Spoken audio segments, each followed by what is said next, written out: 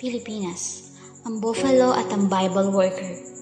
Mga awit, Kapitulo 103, versikulo 2 hanggang 3. Purihin mo ang Panginoon o kaluluwa ko at huwag mong kalimutan ang lahat niyang mga biyaya, na siya nagpapatawad ng lahat mong mga kasamaan, na siyang nagpapagaling ng lahat mong karamdaman. Si Jerry isang magsasaka na nakatira sa Lawa, Cebu sa Central Philippines. Mayaman ang lupain na kanyang sinasaka at lumalago ang maraming prutas at mga gulayin at ang Lawa, Cebu ay nagbibigay ng maraming isda sa mga tao. Si Jerry at ang kanyang buffalo ay gumagawa sa bukid hanggang 2:00 pagkatapos ay pagpapahingahin ng kalabaw at si Jerry naman ay magsisimula ng kanyang ikalawang trabaho, ang pag-aaral ng Biblia kasama ng kanyang mga kapitbahay. Naninirahan si Jerry na kasama ng mga tibuli ng mga tao, isang tribo na may kakaibang lengguwahe at kultura. Malugod nilang tinatanggap si Jerry upang makaalam ng mensahe ng Diyos na kasama ang tribo. Si Jerry ay sinanay bilang Bible worker ng isang pastor na nag-akay sa kanya palapit kay Kristo 20 taon na ang lumipas at tinuruan siya sa pagbibigay ng pag-aaral sa Biblia. Tinitiis ni Jerry sa loob ng maraming taon ang matinding kirot sa kanyang tagiliran. Pumunta siya sa doktor at sinabihan siya na kailangan niyang maoperahan. Subalit, hindi kaya ni Jerry ang gastusin at mga kailangang gamot. Mayroon lamang siyang isang paraan, ang ipagbili ang kanyang buffalo para may maimbayad sa pagpapaopera. Napakahalaga ng buffalo sa kanya.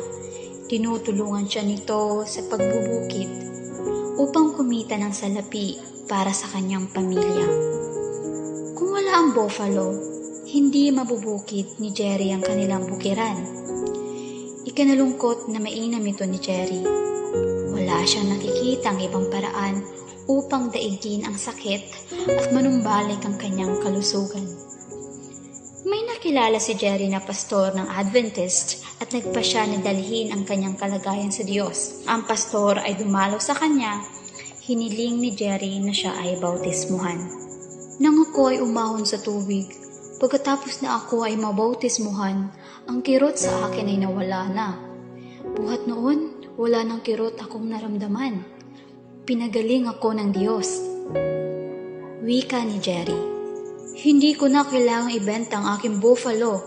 Nipagpapatuloy ko ang aking pagbubukid at pagbibigay ng pangangailangan ng aking pamilya. Buhat noon, si Jerry ay nagtalaga na maging mag-aaral ng Biblia at gumagawang kasama ng iba pang Bible worker na masigasig sa pagbabahagi ng pabalitang Adventista sa tribo ng Tibuli. Ang mga masigasig na Bible workers ay dumadami, subalit hindi pa rin sapat upang matugunan ang pangangailangan ng mga manggagawa malapit sa Lawa, Cebu. Nangangailangan sila ng training center kung saan ay matututunan nila bilang isang grupo ang katotohanan tungkol sa Diyos. Marami pang mga tibuli ng mga tao na sabik na makarinig ng ebanghelyo kaysa bilang ng mga sinanay na mga Bible workers. Samantalang ipinagkakaloob ninyo ang inyong regular na ipinangakong handog, idalangin din natin ang mga taong naninirahan malapit sa Lawa, Cebu, gayon din ang mga Bible worker na kinakailangan na magtuturo sa kanila ng katotohanan ng Diyos. Kami po ay nagpapasalamat sa inyong 13 Sabado ng mga handog. Unahin po natin ang Diyos.